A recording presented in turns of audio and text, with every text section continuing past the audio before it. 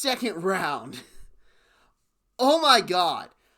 Listen, I could talk for hours about how well the Cavs played until the fourth quarter.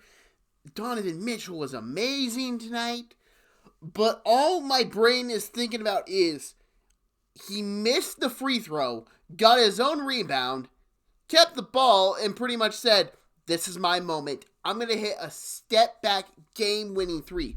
What a shot by Tyrese Haliburton. What a play by Tyrese Haliburton to not only get the ball to go in the net, but he got his rebound off the missed free throw. Listen, if I was a Cavs fan, that would be my biggest gripe. The made three at the end, whatever. You gotta box out on free throws. It's a pet peeve of mine when offensive teams get the boards on missed free throws. It just should never happen. It shouldn't. But, the Cavs played a really good game. This was the first quarter that they were held under 25 points in the fourth. They scored 32, 29, 37, then 21. I mean, the Pacers scored 15 in the first quarter and came back to win. It was just amazing to watch that fourth quarter unfold because there were stretches I was like, this game's over. There's no way the Pacers are coming back. And it felt like that until the fourth, and you're watching, you're thinking, well, this can at least be a fun finish. I don't think the Pacers are going to win. Even when the Cavs were up 3, I'm like, well, it was a good comeback, good game, fun, entertaining. And then you have that turnover. Wow. That turnover was so bad. I can defend a lot of basketball moves because it's a very fast game. You have to make split decisions. But my God, you cannot throw the ball up like that in the fourth quarter like that.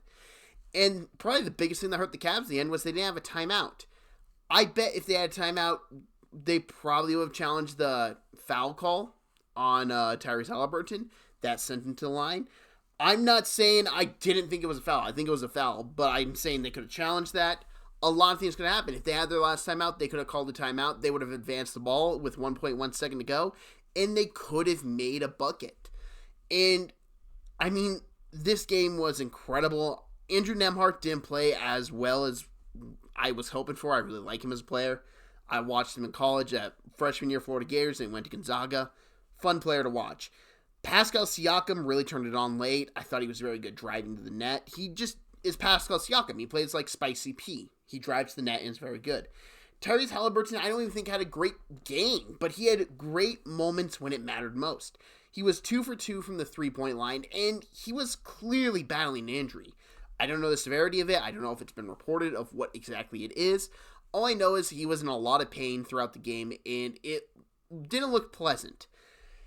But it didn't matter because he made the shot at the end. And one guy that has to be shouted out 100% would be Nesmith. Wow. That putback dunk on the missed free throw. I leaped out of my chair because I was like, God damn, what a dunk. Then, right after that, he takes a charge, an elbow straight to the face. What a player, man. Sometimes you just got to have that effort. You just got to have that extra hustle in the playoffs. And, man, the Pacers are proving that. The Pacers, I didn't think were going to beat the Bucks round one. I'll openly admit that. I thought it's Giannis. Who do they have that can guard Giannis? Well, I didn't count for the fact that their team is just eons better than the Bucks. And now I look at this, I'm like, well, I still think the Cavs can win the series. I still think they have a pretty good shot, but this team is so much better than last year, and they went to the Eastern Conference Finals. They're just a more complete team. I trust them more defensively. I trust them more with their shots. They're getting better looks, in my opinion. They're not just going fast like they were last year. They're taking a little bit more of their time, and they're getting good looks that they're hitting. And Halliburton's just taking that jump where I love Cade Cunningham. I love a lot of point guards. I don't know if you consider Luka Doncic a point guard. He's so hard to consider. But, man, the conversation for the next 10 years of who the best point guard in the NBA is going to be is going to be between Tyrese Halliburton and Cade Cunningham. Those are just the 2 point guards I acknowledge as pure point guards. And I don't know who's better, but I do know I'm excited for when those two eventually meet in the playoffs because that's going to be fun basketball. And I want to give the Cavs the props for this game because I really do think they played a good game. Dean Wade, I think, played really good defensively in the absence of Evan Mobley being out. Ty Jerome, I don't think really played all that great, to be completely honest. I don't know what his exact stats were shooting. I know he missed a lot. I know the one he made was actually a pretty good shot, but everything else, meh.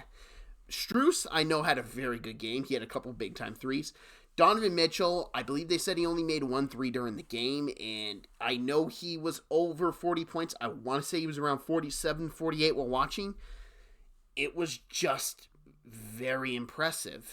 And I'm still lost for words of how the game ended because you need to box out better on the free throw line. That's just a give me. Maybe I sound like an old man and I'm only 24 years old, but I will complain about that to the end of time. If the other team is shooting a free throw and they miss and get the rebound, you should be doing laps in practice. That is just, it's not good, especially when Jarrett Allen is on the court, who I know had a good game because I was watching him. I believe he had a double-double. He had 20 points, I'm pretty sure they show on the screen, and he had to have more than 10 rebounds with how much he was down there. He got to the line. He was very efficient doing that. Just, this game feels like the Cavs should have won. And the fact they didn't makes me think the Pacers are winning this series. Not even the fact the Cavs are down 0-2. And they're going back to Indiana.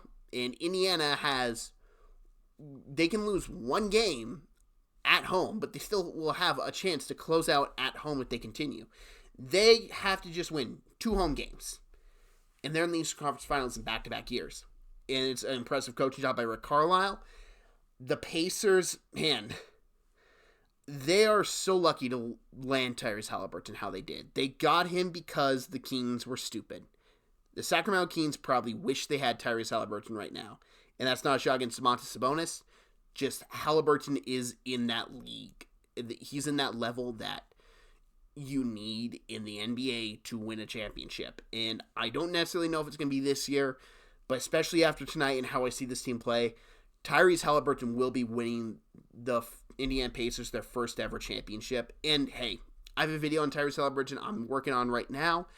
This game winner just adds more to it because how could it not? It was a great shot. It was a great moment. It was a great effort play. It's everything you want in a basketball player. But that's going to wrap me up. I'm going to do a quick short video that's going to come up that's condensed because this video I know is a bit long and I'm rambling because I'm just caught up in the heat of the moment. So thank you very much for watching. If you like this video, hit that like button. If you're new to the channel, hit that subscribe button. As I said, I do have a Tyrese Halliburton video coming out at some point in the next couple weeks. If you'd share this, I'd greatly appreciate it. But thank you very much for watching and have a great day.